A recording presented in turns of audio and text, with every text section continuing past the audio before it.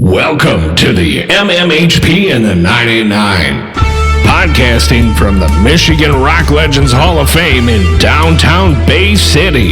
Channeling all styles and eras of Michigan music history. From the city by the bay. And now, Dr. J, Sir Fred, Mr. Mike, and your host, Scott Baker. We're back here at the Michigan Rock Legends Hall of Fame here in Bay City, Michigan for a first fall episode here in 2023. And when we started out almost 2.5 years ago, at least at this point, Freddie's been talking about this one gentleman, and he's like, I've got to get him on the show. And one thing led to another, and they have good contact, good history, and this gentleman has been pretty well known. His name's popped up on our show over the years, and tonight we have Mr. Lafayette Yarbrough here. He made it tonight. How you doing, Lafayette? I'm doing fine, thank you. Thank you for making it to our show. Thank you for having me. Oh, thank Freddie. He's been working this one for a while. Fred. Yeah. We're gracious to have you, man. Thank you. It's wonderful to be here. Oh, I'm going to let you guys fire away because there's a lot of questions that we've been storing up for you. You were raised down in Mississippi.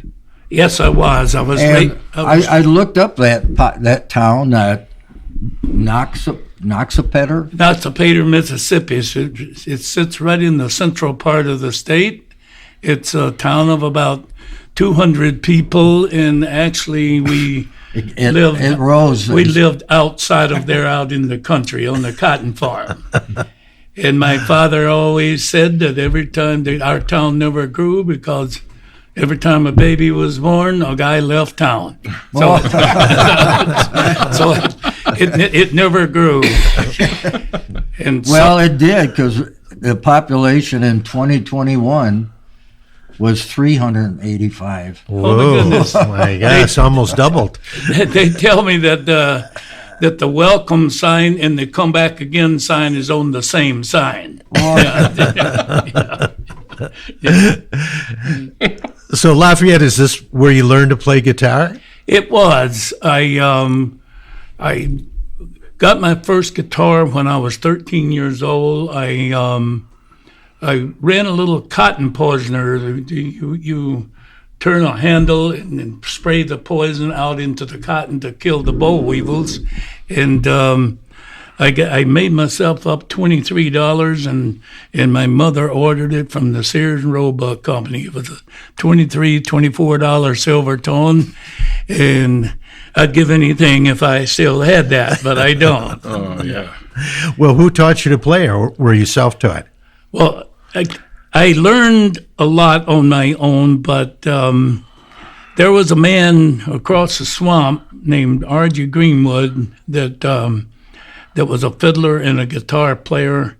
And the day that it came in the mail, the rural mail carrier, I walked across the swamp, and he put the strings on it for me and tuned it up and showed me a couple of chords. And over the next 3 or 4 years, he'd play the fiddle, and he would sit and nod his head for me to change chords. And it taught me to have that ear to hear the chord changes. And also, I learned a lot from my uncles. I had 8 uncles, and my grandfather, Thomas Jefferson Sanders, who lived to be 102 years old, was a fiddler, coon hunter, fisherman, cotton farmer, and the greatest old man that I ever met. Oh. And I would, all the rest of the grandchildren, they had 11 kids, my grandparents did. And of course, all their kids had kids and grandkids. And we would go there to their house a lot on Sundays for Sunday dinner. And while all the other kids would be out running around the yard, chasing each other and hide and go seek or whatever, I'm sitting in a corner listening to my uncles play music, because it was amazing to me how they could take these instruments and make them sound like that. Well, were they playing country music? Yes, they were old-timey fiddle tunes mostly. Mm-hmm. Sally Gooden, Orange Blossom Special, all them old tunes. Wow, there we Yes. are.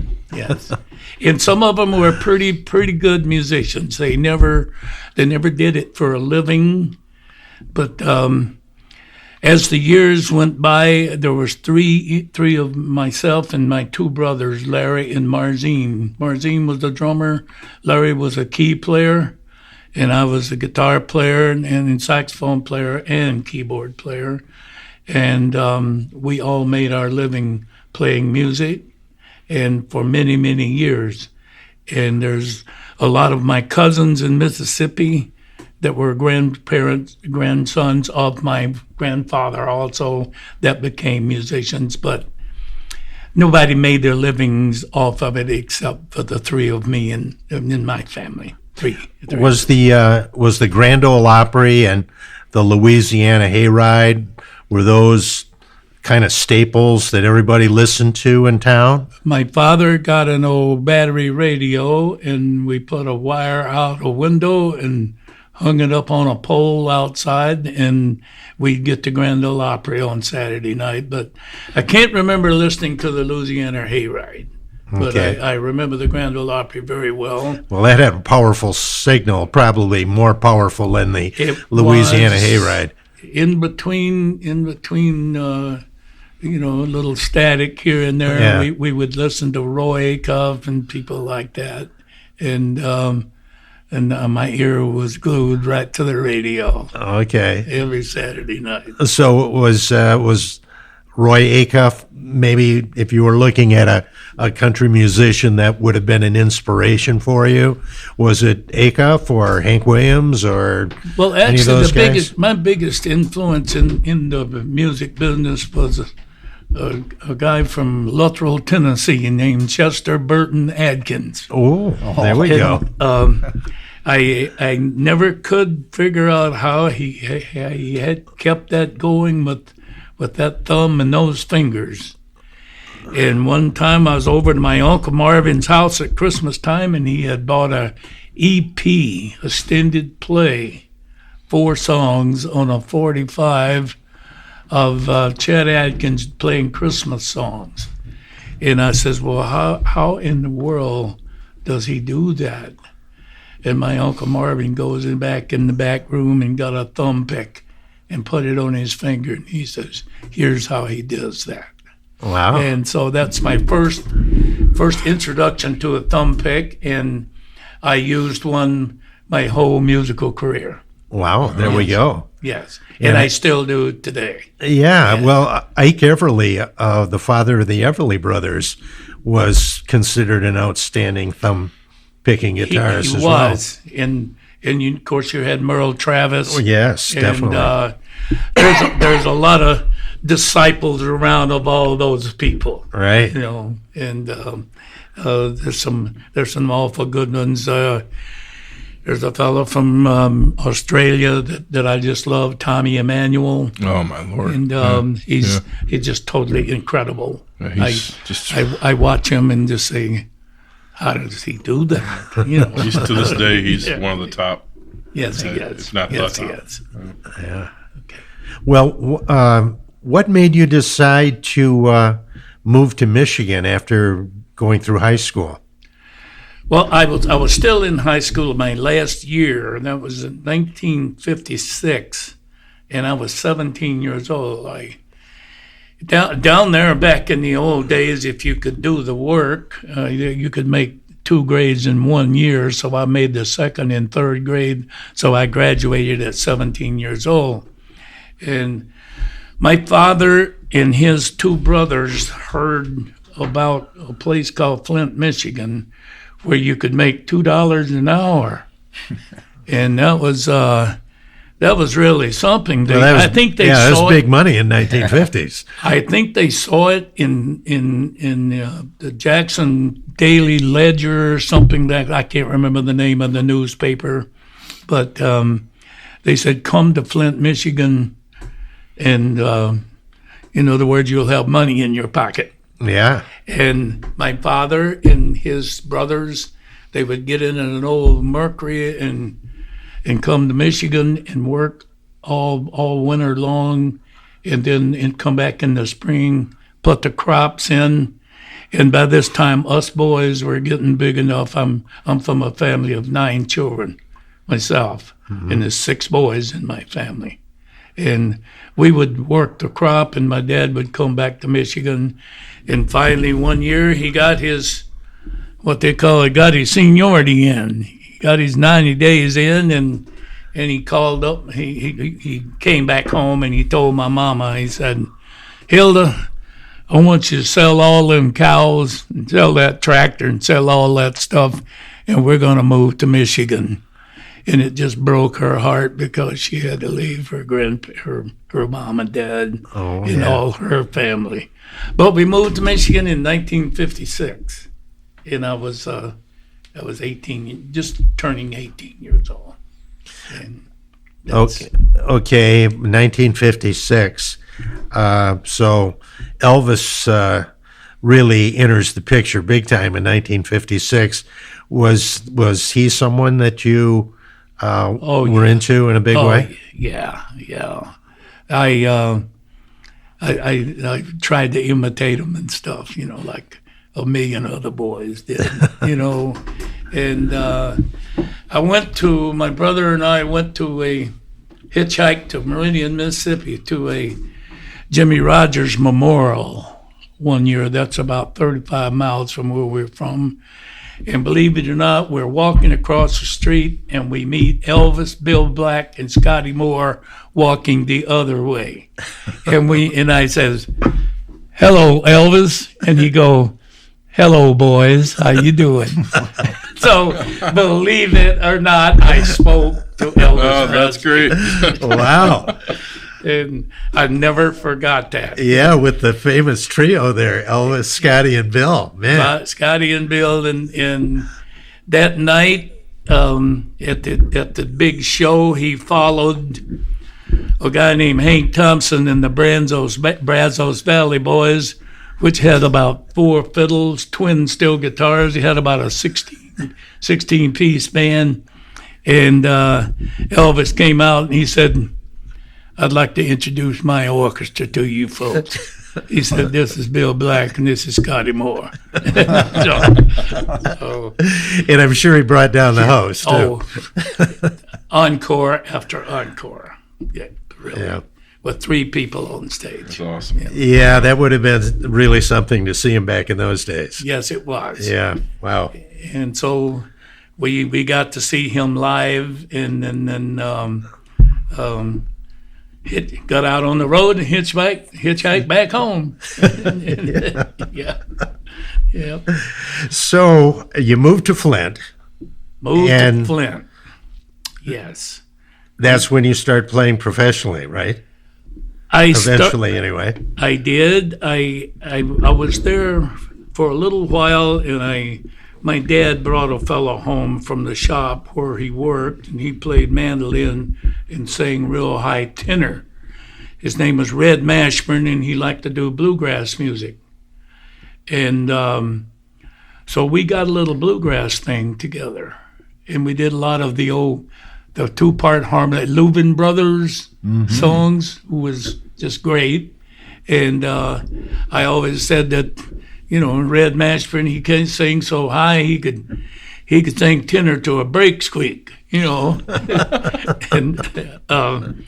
but after a while, I went out one Friday night with a friend of mine to a place called the Wagon Wheel Lounge, and there was a band called Eddie and Don and the Louisiana Playboys playing there. This is in Flint? This is in Flint, and my friend went up and asked them if I could sit in with them.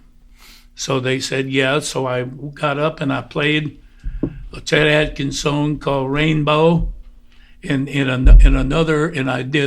sang 2 Elvis songs. And they were starting the next week, 6 nights a week at the Yellow Jacket.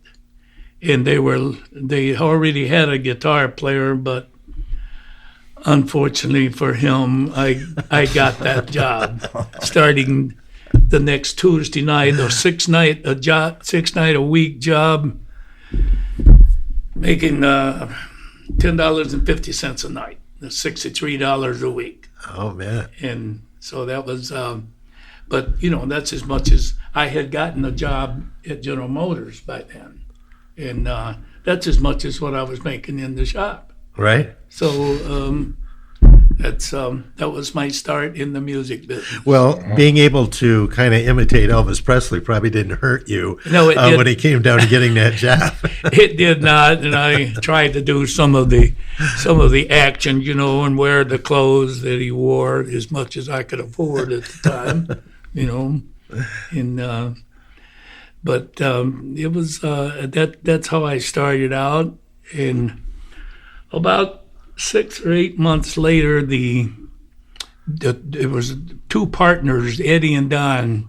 They were partners in the band. They were leaders of the band, and they came in one Sunday night, and something happened with the boss, and they got fired. And she asked me if I would like to take over the band. She said, "I would like to have you stay because they're going," and so that's how it started. That started off in the LaSabres. Right there. Okay, well, I saw a picture of you with a group that had the name the Chuck Wagon Band. Right there, That was some brothers. Was that before or after? No, was after? That was after the bluegrass thing. Just before I kind of left that part out. It was two brothers and two cousins. They were from Arkansas, the Hager brothers, and not the ones that you seen on Hee Haw, but right. Same name. And I went up to I had gotten a little job in a gas station, and I was listening to Bob Dyer on WKNX. Wow, there we go. And I heard him advertise a show that they were going to have at the Unionville High School with Tommy Vaughn and the Wonder Valley Boys.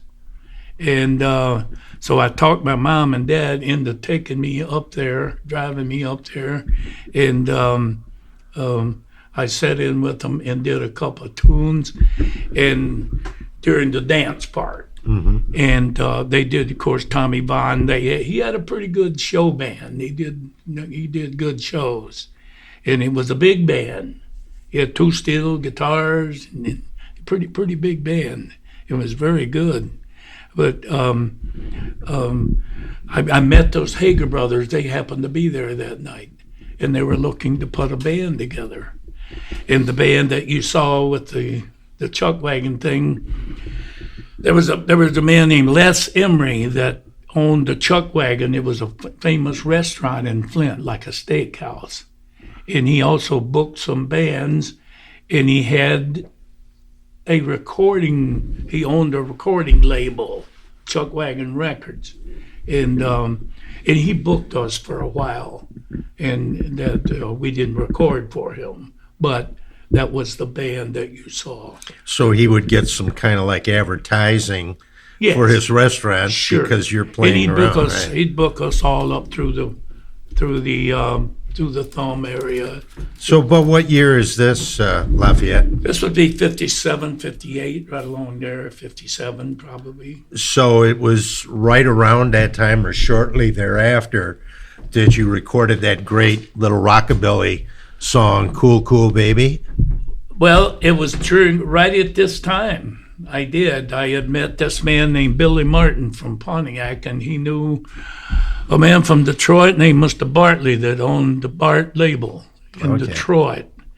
And he introduced me to, he was going to record in Cleveland, Ohio, and Mr. Bart, I went down and auditioned for him, and he wanted me to record also for his company.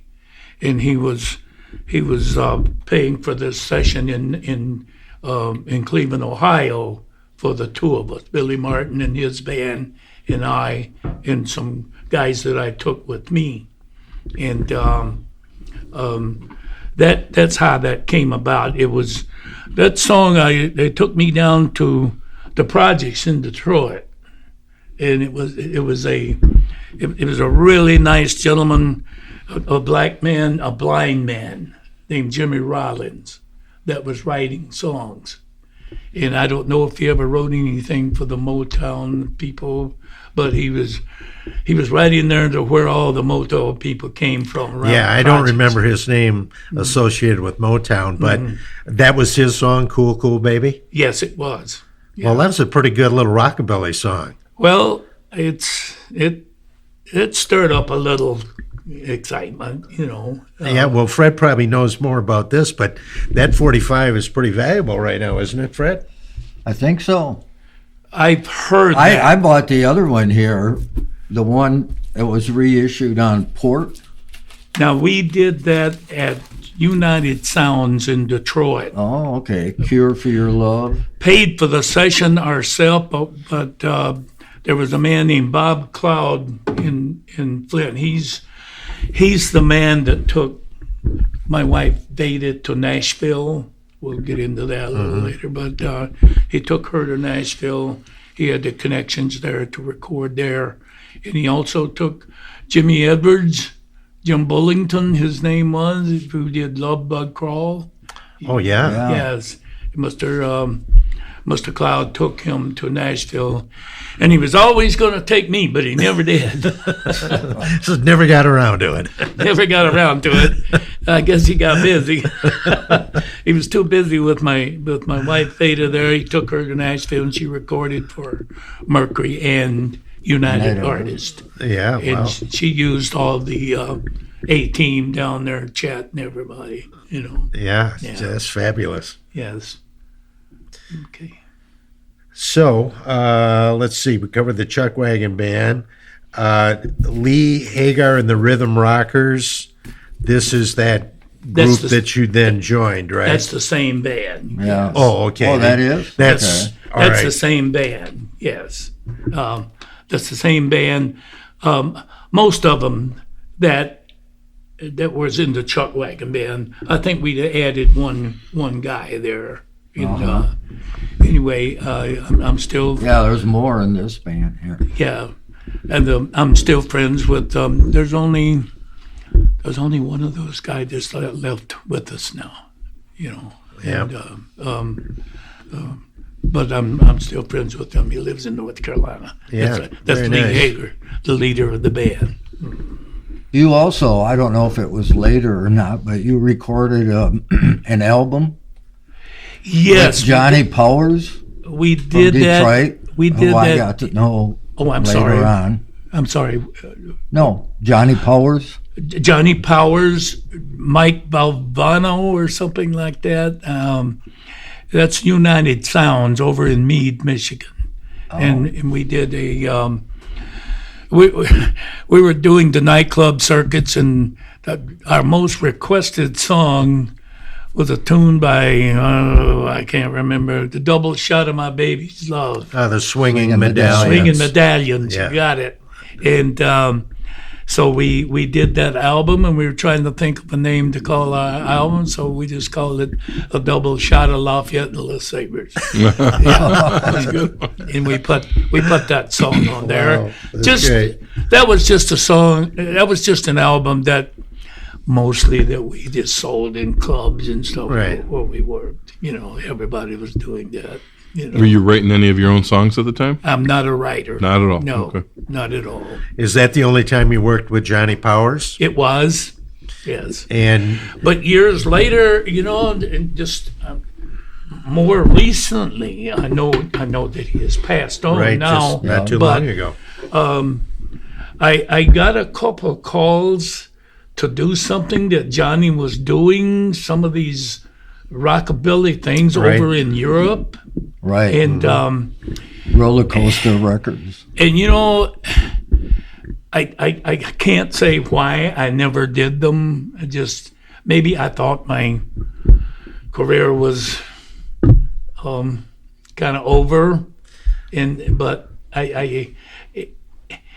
and to be truthful, I've lost some of the range in my throat, Right. and I just didn't think that I could probably do the songs justice, and I didn't proceed with that. It's really amazing the appreciation that European audiences have for traditional American music, blues, rock and roll, rockabilly, what Rockabilly. have you. Yeah, I saw, they had a great rockabilly festival that they ran in Green Bay for a number of years. And that's where I met Johnny Powers and saw him perform. Jack Scott was there, Billy Lee Riley, so many, Wanda Jackson, was really great, and the people were into it, and even young people, which really amazed me. Young people dressed in the 50s style, the girls in the hairstyles and makeup that you would associate with the 1950s, guys, the same thing. It was just incredible how much they were into it. This last year I was invited, expenses paid, to Las Vegas to that festival. It was held in Las Vegas last year. And there was a guy from Sweden that he was going there to get married, and he had a part in putting the show on. And his name escapes me right now, but I could find it, But he was getting married there, and he invited me to come there and be at his wedding and to do a few songs, and said, I'll even pay you in any way, and all expenses paid. And I had just lost my wife, and I didn't go. I just didn't think I could do it, Well, it's very understandable. Excuse me. But I have written him since then and told him, next year if the offer still stands, I will go. Yeah. Well, I'm not getting married this time. No, he's still married, and he's got a wonderful wife, and yeah. You played. I think I remember seeing Lafayette and the LaSabres at the Fordney. Oh yes, played there many times. Sure did in Saginaw. Yeah. Because I think that's the only place. Because you're one of the early rock and roll bands, and I don't know. There was a guy that worked there for a long time named the John Brown Trio. Right. Yes. And they did a great job there. He just died a couple years ago. Oh, I heard that, and I heard he lived in Grand Rapids. And but the John Brown Trio had they had quite a following at the Fordney. They worked there for several years. Yeah, they were the house band, right? Yes, pretty much. Yeah. And we would go in there for 6 weeks maybe, and then go out, and go other places. And but we did work for Mr. Dick Roberts and Rosemary. At the time, we worked for them several times, and they were wonderful people to work for. Yes. Yeah, I remember hearing your band advertised on the radio, for various appearances and so on. Of course, Bob Dyer, went on to, be, I guess, the preeminent DJ around here. Oh, sure. And moved from country into rock and roll. In fact, his picture along with Dick Fabian's are in there in the Michigan Rock and Roll Hall of Fame. I remember Dick Fabian also. Yes, those guys are great. Yes, they were. Yes, they were. Very popular people. Yes, they were, definitely. Yeah. But, okay, go ahead. No, I'm still playing a little bit. There's not a lot of gigs out there right now, but well, you were going to Brownsville, Texas. Yes, every winter. Vada and I had a place in Texas for 18 winters, and we would go down there and play for all the. There's 556 retirement parks in the valley, the Rio Grande Valley, and 400,000 people a year would go there. And it's really changed now, though. The thing with the border, because it was right on the border, right? And we worked that valley up and down everywhere there, and it was a wonderful place to go, wonderful place to play. We did it for 18 winters, and it was just about just about all our married life, we every winter we went to Texas, and we loved that.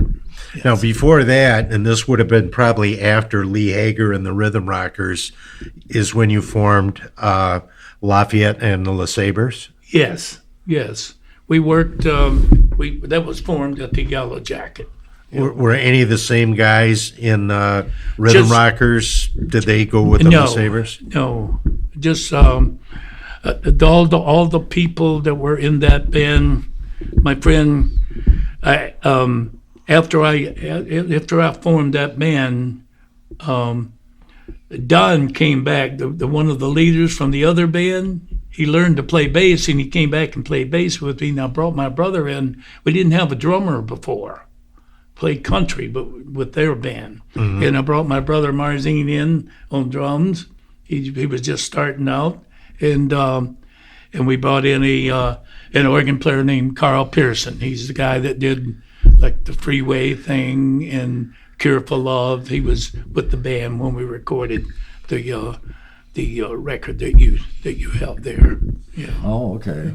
So now you've turned into kind of more of a rock and roll band. Yeah, we did. We of course at the Yellow Jacket it was pretty much country when we first started with Eddie and Don and the Louisiana Playboys. Right. Yeah. And but after that. We started doing just a wide variety of things. You know. Well, you still heard country music in the top 40. Well, right through the 1960s anyway. Oh, sure. You had Marty Robbins. You had all those people that were crossover artists. Yeah, a lot of hits. Mm-hmm. Did you start playing some of the other nightclubs at this point too in Flint?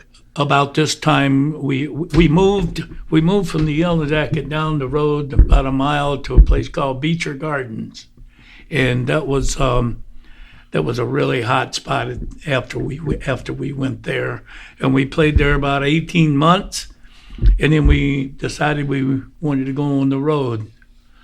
So we started out. We went to Sault Ste. Marie first.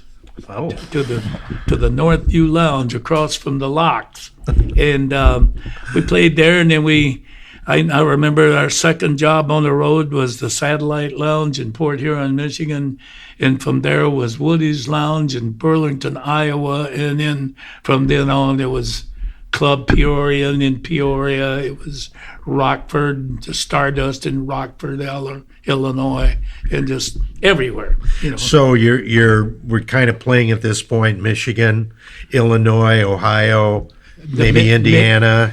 Midwest. Right. Yes. Yeah, okay. The Midwest, and there were usually 6-night jobs, and some of them were 7.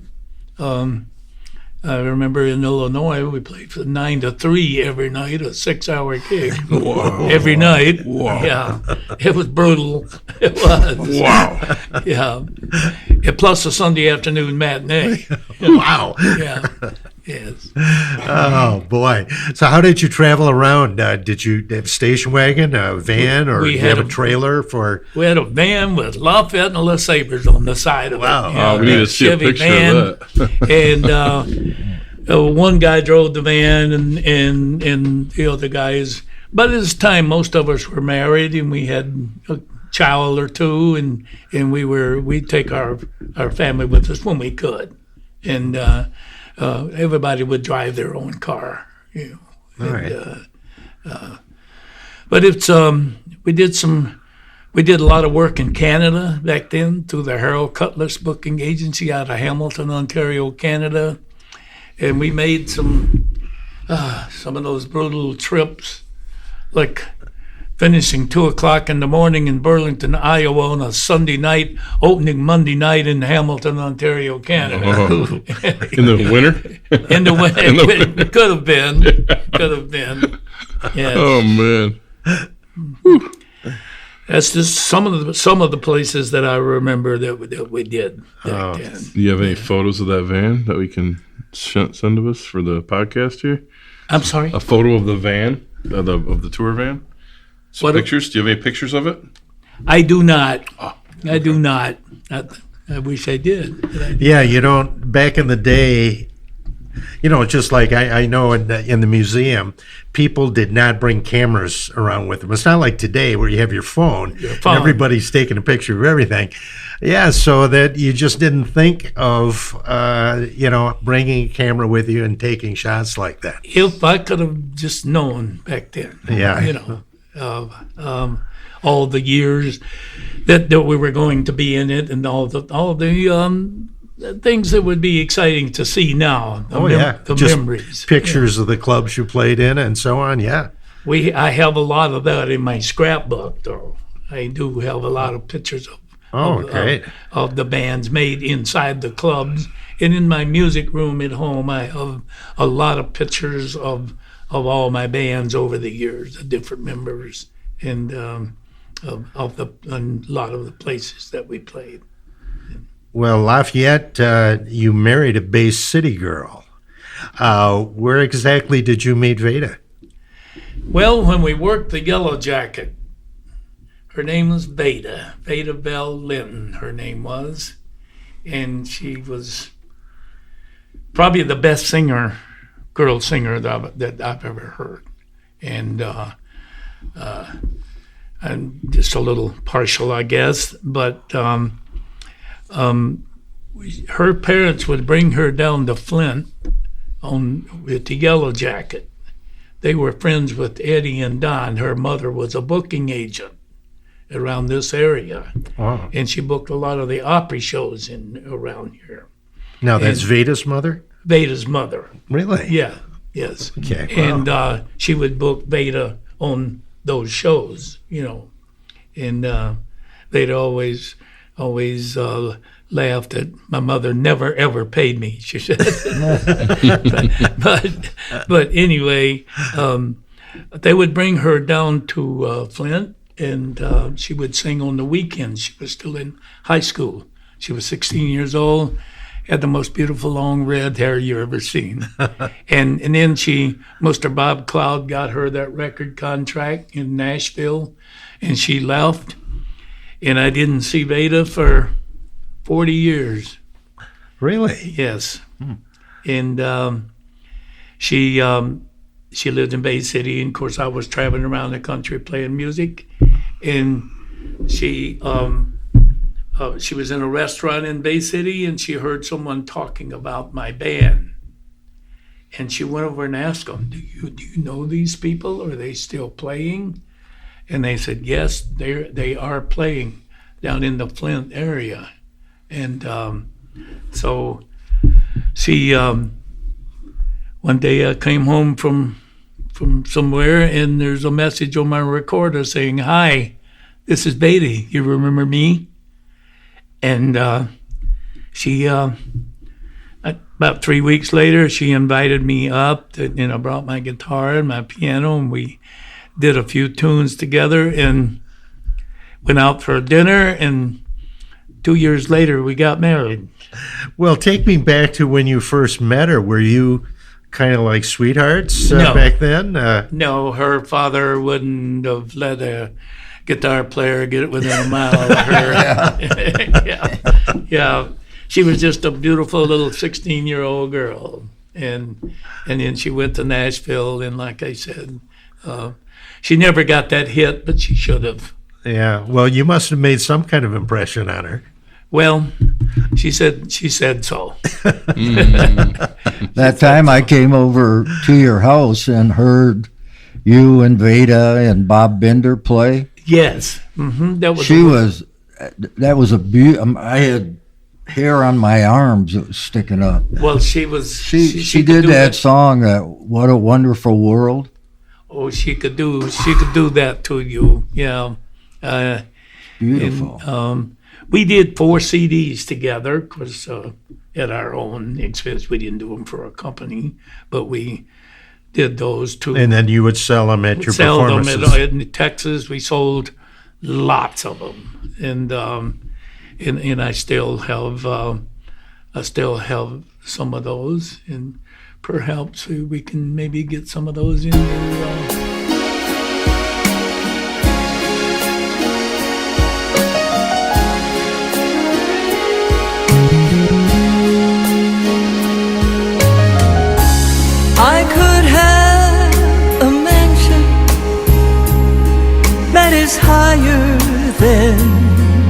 trees. I could have all the gifts I want and never ask please. I could fly to Paris, oh it's at my beck and call. Why do I go through life with nothing at all? But when I dream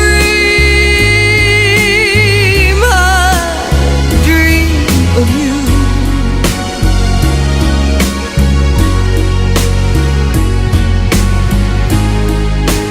Maybe someday will come true.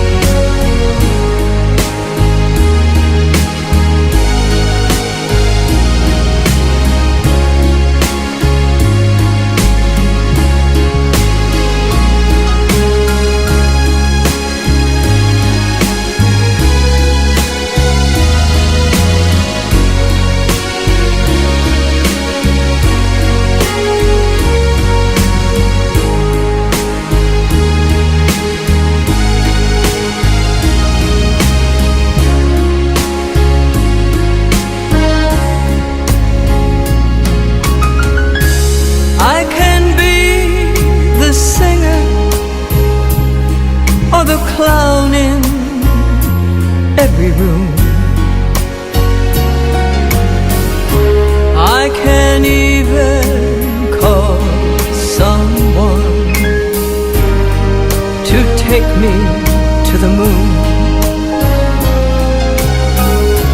I can put my makeup on and drive the men insane. I can go to bed alone and never know his name. But when I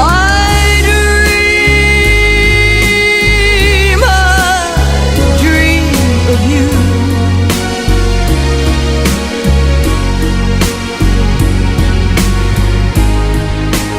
Maybe someday will come true.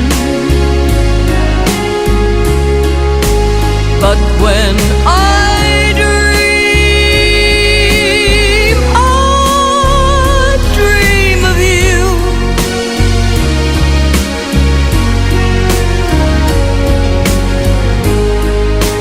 Maybe someday will come true.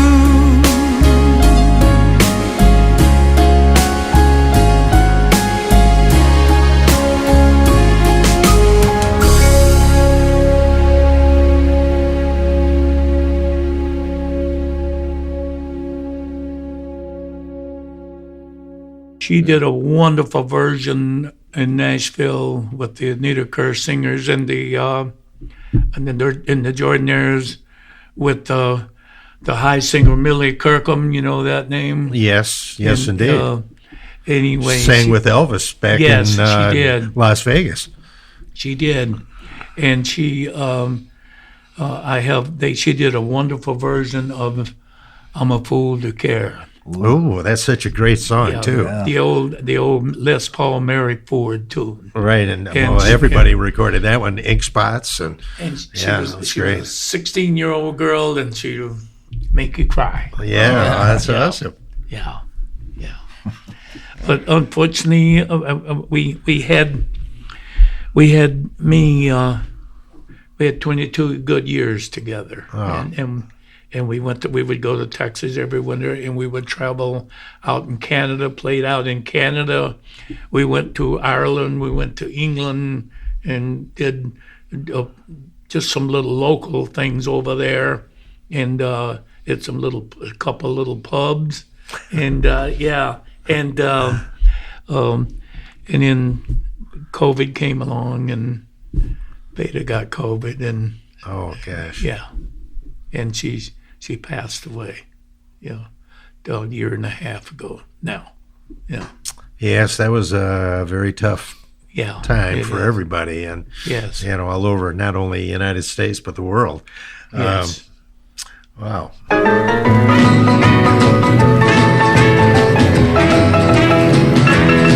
Well, you look so sweet walking down the street, but you're just as cold as the snow and sleet. Cuckoo, baby, don't you be good to me. Well, cuckoo, baby, don't you be good to me. Well, you like a dog from your head to toe. When I wink at you, then up goes your nose. Cuckoo, baby, don't you be good to me. Well, cuckoo, baby, don't you be good to me. Well, you better go out across the stallion. Cuckoo, chick, mama, bitch it down. I'd be fine if you treat me nice. It'd be kind of smell that I will like this style. Hey, you got me so, but if the breeze or we're both cats go. Cuckoo, baby, don't you be good to me. Well, cuckoo, baby, don't you be good to me.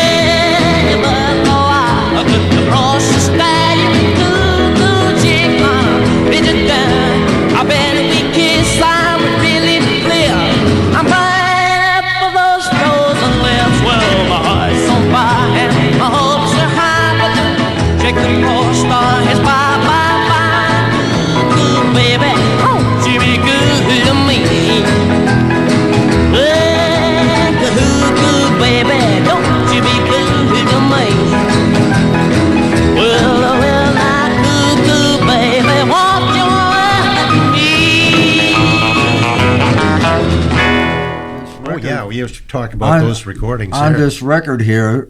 I noticed 2 stickers, and I'm just wondering if he's somebody that with the record. Tony Sacco. Who was it? I'm sorry. Tom Sacco.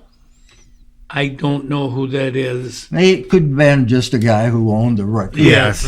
People used to. We got that Pagogo record up there. It's Oh. got somebody wrote their name on it. I had a fella come just yesterday over to my house and had me sign a couple of records that he got off of the internet.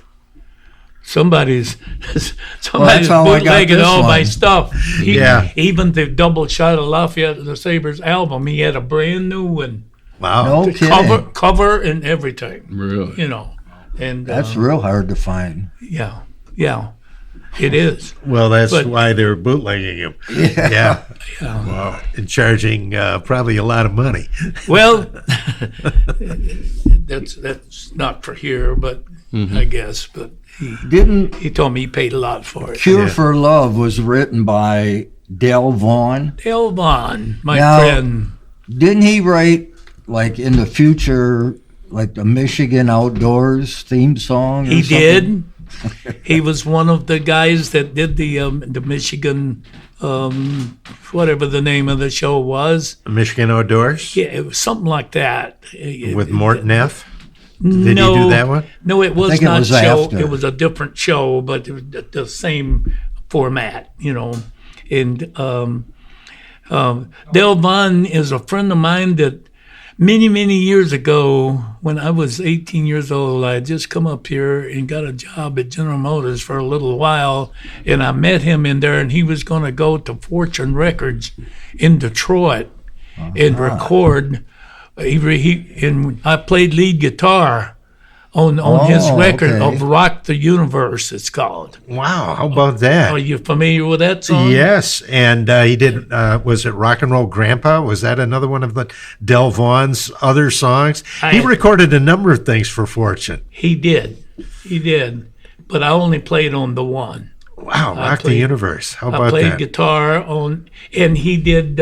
He also did "Cure for Love," a record that I did later that he wrote. Okay, that's one of those records there. Yeah. Did he do that one for Fortune? Do you know Lafayette? Wow. Yes, he did.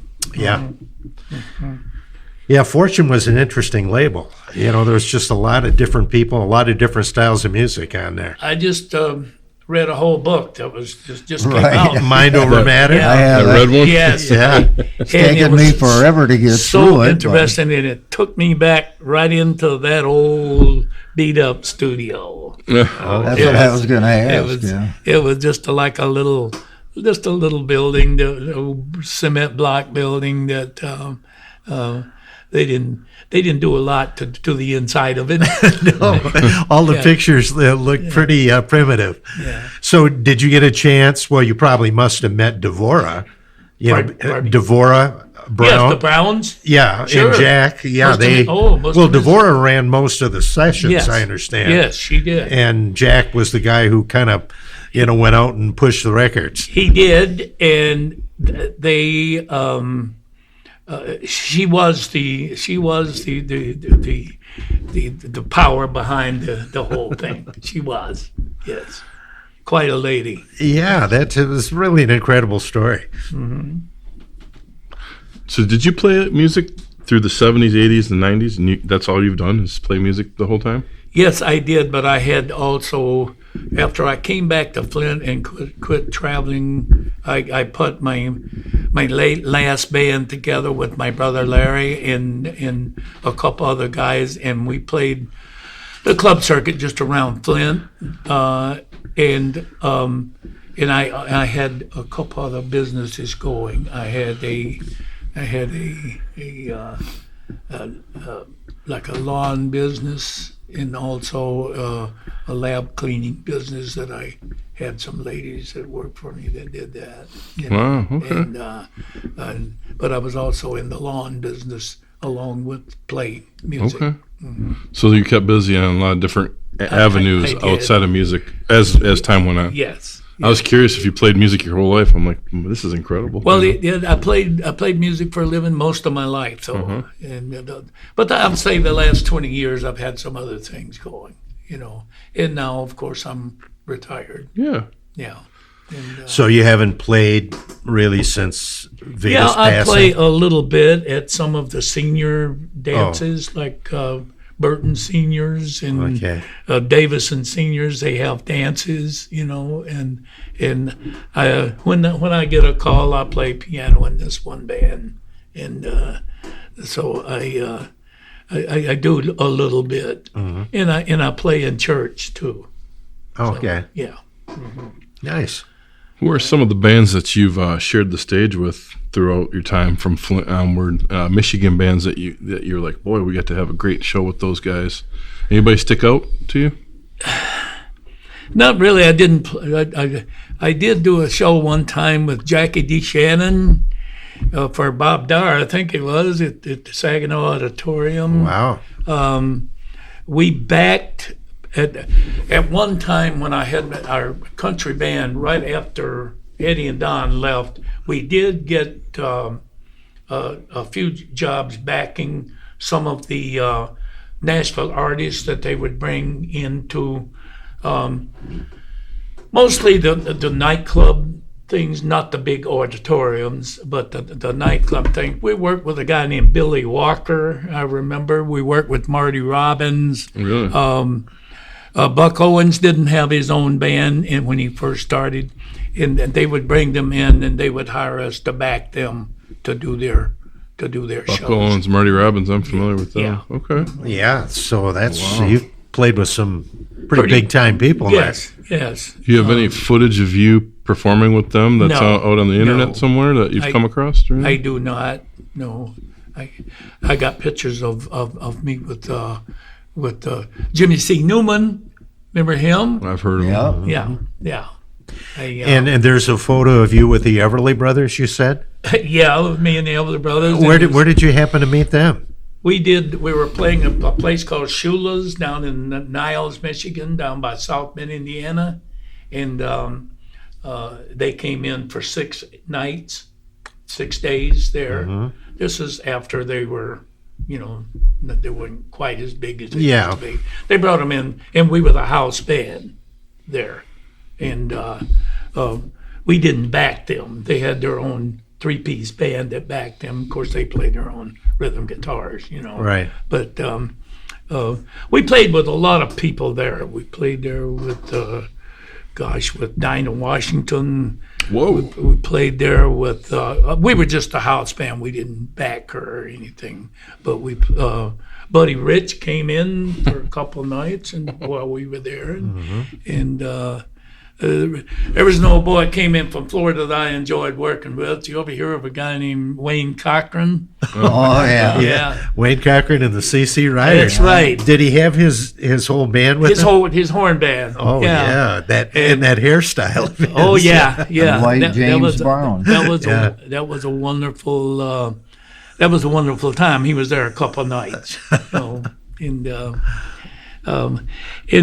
Another interesting little story. There was a record store in Niles, Michigan, and there was a young man that worked there that used to come in and see us, and he put a little band together, and they recorded in one of the boys' garages. They recorded a little song called "My Baby Does the Hanky Panky." Yes. So Tommy James worked at the record store in Niles, and they used to come and play on our breaks at Shula's when we played there. So that's someone else I met. Yes, Tommy James, boy. It's and a few years later after he somebody picked that record up in Pennsylvania or somewhere. Yeah, Pittsburgh. And played it, and the rest is history. And he came back. He came back to Shula's with his little girlfriend from New York, and you probably won't be able to use that. We'll stick with it. We're good. But he was okay. Yeah. I think he just did a gig last weekend or something. Did I see that on Facebook? I think it was like in Detroit or something. Well, he's still playing. He played in Bay City on a show with Mark Farner, wasn't it? I don't know. Oh, you didn't see that You're one? talking about Tommy? Tommy James. Yeah, he still plays. Yeah. Yeah. So, yeah, that's terrific. Boy, that's you've had quite a history, Lafayette. Well, I've been out there for a long time. Yeah. So you're still playing? You said you still strumming guitar every night. You're keeping your voice up, and I can't play right now because I had a really bad accident 2 months ago, 8 weeks ago, and cut all the tendons in my finger. Oh. Then I got my hand hung in a grinder. I was sharpening something, and I know this is not part of the interview, but no, that's part of what's going on. But right you now. can still play keyboards. I play keyboards. I can't Right. play my saxophone because the finger won't bend. So you got to bend it, and it won't bend yet. So you played saxophone as well? I do. Where did you pick up the sax? Oh, I picked it up 30 years ago. More. I played sax, tenor, and alto for many years. Just I'd be playing, and if there's a saxophone part on the record, I'd just pick it up and play it. Wow. Yeah. And That's incredible. but master of none. Well, you might have some argument there. It sounds like you're pretty darn good. Well, back in my days, early days, I'd go out and hear bands, and it would be like the Bossmen, Sure. mainly. Yeah. But also Lafayette and the LaSabres. Sure. Like I said, at the Fordney. Sure. And, there were a couple other ones. Mitch Berlin, they had a band called the Medallions. I remember the Medallions. Because there were some people that were going, they had that record. And I'm going, no, that's a different band. Yeah. Oh, the Swinging Medallions. Yeah. Yeah. Mm-hmm. Yeah. Mm-hmm. Yeah. It's been an interesting run. You ever get a phone call out of the blue for an interview, or to catch up with any magazines, or just to talk? I'm glad you asked me that, really, because 2 weeks ago I heard from a man from Australia that can't recall his name, but I have the write up at home because he sent me the magazine. It's called something 50s. Something to do with the 50s. It's not Shindig, is it? It's no. They just started printing that again a couple of years back. So it's a magazine about rockabilly, right? And he said that my record got that 1958 and along there Cool, got baby. Lots of play and sold some records in Australia. And he interviewed me on the computer. He sent me 100 questions, and so I just I just did that. And he said, I'm going to send you a copy of the magazine, and he did. I got it in the mail just last week, and It's got your interview in it? yes, interview. Very It's, nice. it's a real nice, like a five page with pictures of all my records and a lot of these pictures that you have seen. Mm-hmm. I don't know where he got them, but wow. one whole page of all of my records and stuff like that. Are you familiar with this 10 CD collection called the Michigan Box? No. It's got Cool Baby is on there. I would say it's a lot of, it's a collection of, what would you call it, Fred? Mostly really small. Well, you don't have that? No. Oh my gosh. I thought you would have that. It's a just collection. hearing about it. Yeah, it's a collection of, I don't know how many songs. There's 10 CDs. There must be 250 songs or so. And it's all small labels. There's a lot of Fortune stuff on there. Mm-hmm. But all small, independent Michigan labels. And of course, Bart Records would fall into that category. But there's some real interesting stuff on there, like the first record that Dennis Coffey ever made. He was 15 years old. I know Dennis in Detroit. I know him pretty well. And I'm trying to think, it was a record. Scorpio. Yeah, but this is way before. This was like 1956, and he was still in high school, and he played guitar on a rockabilly song by a guy by the name of Vic Gallen on an independent little label. Maybe Dick or Vic Gallen put it out on his own label in Detroit, but it's a great little rockabilly song. Well, he did, and that's on there. Dennis Just did, an example of what's in this collection. Well, it's interesting. It would be interesting to know who's selling these. Yeah, how they got a hold of that record, and obviously didn't tell you about it. No. But Dennis did some Motown stuff too. Oh yeah. Oh yeah, he's one of the Funk Brothers. He did that wonderful guitar thing on Papa Was a Rolling Stone. Right. Yeah. Well, he backed Del Shannon too on some of Del Shannon's big hits. He played in the Royal Tones. He plays every Thursday or Tuesday at Northland or the Northland Lounge. I went there. That's where I met him, and I gave him two framed certificates, one for himself and one as a member of the Funk Brothers. Okay. That was fun. For 6 years, I was with a really good 6-piece 50s band in Detroit called Randy C. and the Valiants. And one of the lead singer, not the lead singer, but the lead guitar player and the best singer in the band was a guy named Bobby Sanderson, who is no longer with us. But he was Bobby Sanderson in the Royal Tones. Oh, okay. So that was his band. Wow. Way back then. There we go. So I got to play with him, and of course Jack Scott used to come in all the time, to the club. Yeah, and it's amazing. His voice did not change. I mean, he sounded exactly the same, that he did when some of them he was guys can do 20 that, to like 80 or whatever he was before he passed away. Yeah. Yeah, I've saw him many times and got a chance to meet him. What a great guy, and Yes, he what was. a terrific singer. Yep. Really had a very distinctive sound. Yes, he did. Yes, he did. So what's the future hold for you, buddy? What you got going on in the next few years? Anything you want to dig up or put out, or I would just get your archive photos out there in a book, or? Well, I'm just wanting to get back to where I can play again. And there's, I'm seeing the people are starting to like live music again. Mm-hmm. And I think it's about time, you know. And,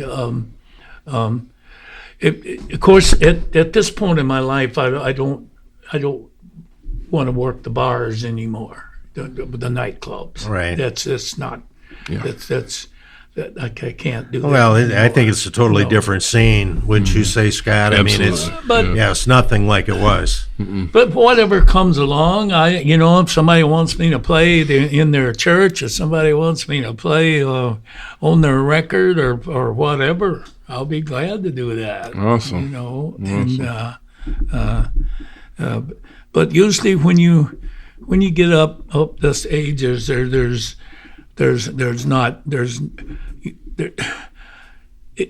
hard to go out, especially if you're going to be playing late at night. You know. I can't. Well, difficult difficult driving at night. I know it really bothers me driving at night, the glare from the headlights. It's hard. It's hard. You have any of your old reel-to-reels of your tapes? Do you have your masters at all, or do you know where any of those are at? I do not. Okay. I do not. Okay. Someone else like the records that I had, except for the one I don't know what happened to the master of that. I'm sure I ended up with it somewhere, or maybe a port label or somebody ended up with it. But as far as the people on the Bart label, they paid for that session, so it was their master. Yeah, it may have been lost, and copies now are probably made from the actual vinyl. Yeah, That's pretty typical, I guess. Yep. Wow. Well, what a fantastic ride you've given us. This has been a great backstory.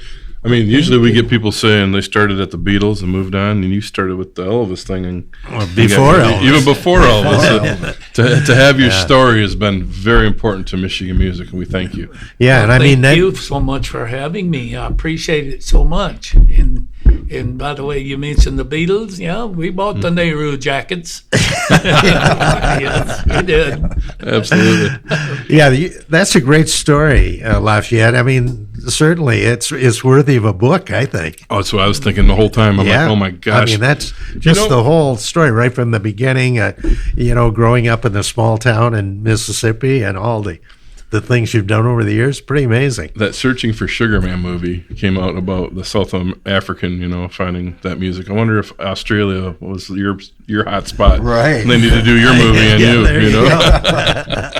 Okay. Thank you, Lafayette. So, gentlemen, thank you for having me. That was awesome. Okay. Fantastic. The MMHP is hosted on Apple, Spotify, YouTube, and our own Libsyn podcast site. You can also search MMHP 989 on Facebook for up-to-the-minute information, as well as both Dr. J and Sir Fred's album picks of the week, posted every weekend. Don't forget to look for Mr. Mike's local music live series, posted frequently on MMHP's Facebook hub, as well as Scott's Mid-Mitten 15 from Harvest Canteen, featuring one-on-one interviews with Michigan music artists. You can connect with Scott on the web at scottbakermusic.com, Dr. J at michiganrockandrolllegends.com, Sir Fred at fredrife.com, Mr. Mike at YouTube at Mr. BT1. That's MRBTEE and the number 1.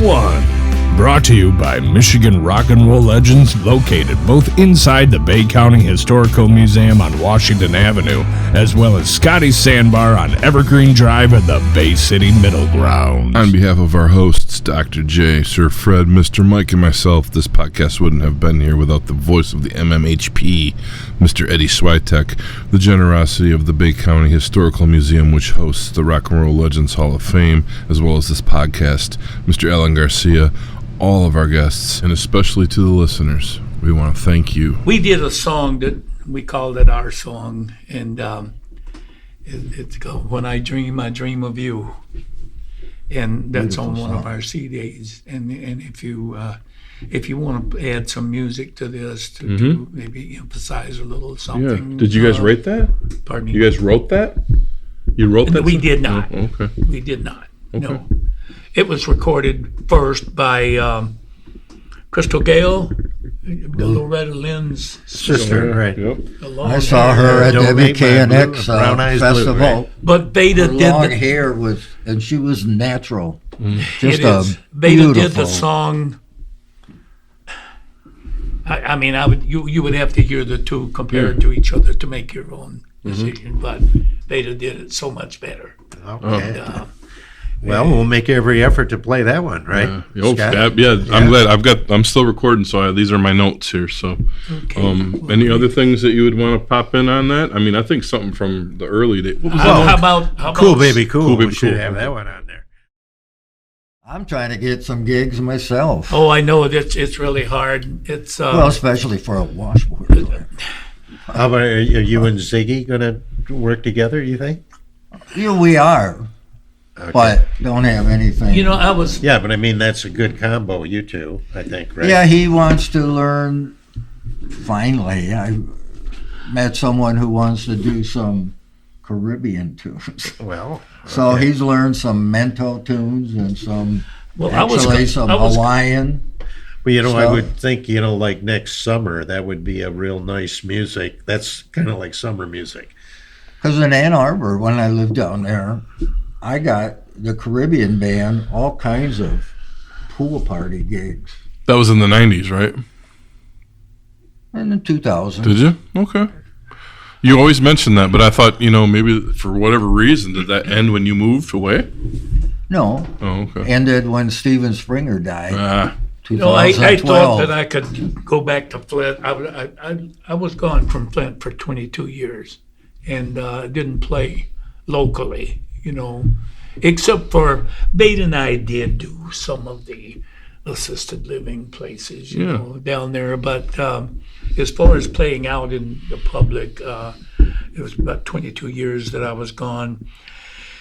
And after Vada passed away, and I wanted to move back home, I didn't want to stay in the house, And I bought a house down there, and